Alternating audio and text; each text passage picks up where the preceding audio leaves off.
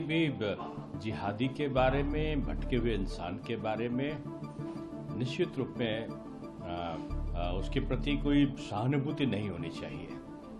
अगर इस प्रकार का बयान एक सांसद के द्वारा दिया गया है तो मैं समझता हूँ सकारात्मक सोच है, लेकिन कांग्रेस की सोच सकारात्मक नहीं है।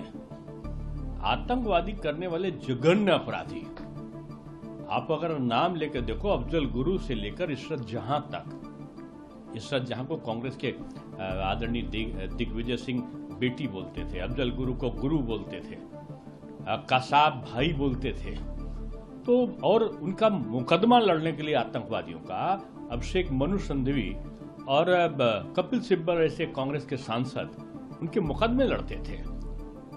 तो ये सोच को पूरी पार्टी की सोच बनानी होगी।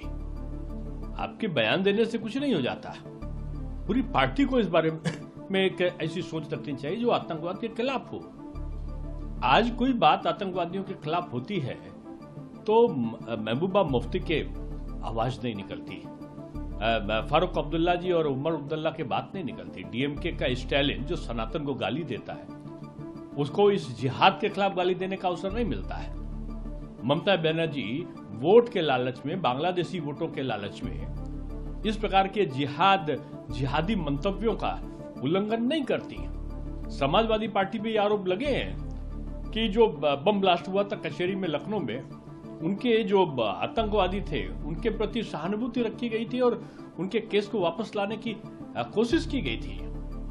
मेरा सभी दलों से यह है कि जो आतंकवाद है, जिहाद है, उसको धर्म से नहीं जोड़ना चाहिए।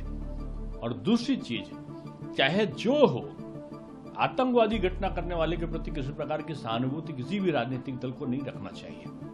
ये जिहादी सोच वाले लोग हिंदुस्तान के नहीं हो सकते।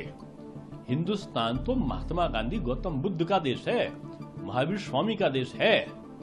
ये वो देश है जिसमें मर्यादा पुरुषोत्तम राम वो मल्लाह को, केवट को, निषाद को, आदिवासी को, दलित को, सबको साथ में लेकर चलते हैं। ये वो देश है। इसमें आतंकवादी सोच कहां से आ गई? और इस प्रकार की जिहादी सोच के प्रति मैं समझता हूं कि कड़ा रुख अख्तियार करना चाहिए सभी राजनीतिक दलों को। और ये भारत है, बदला हुआ भारत, ये मोदी जी का और योगी जी का भारत है। आतंकवाद करेंगे, आतंकवादी सोच रखेंगे तो ऐसा दंड मिलेगा कि 3 पीढ़ियां याद रखेंगी। जो भी आतंकवादी घटनाओं में संलग्न होता है उनको सहायता करता है। और एनआईए ने जो सुरक्षा एजेंसी, बड़ा अच्छा काम किया है।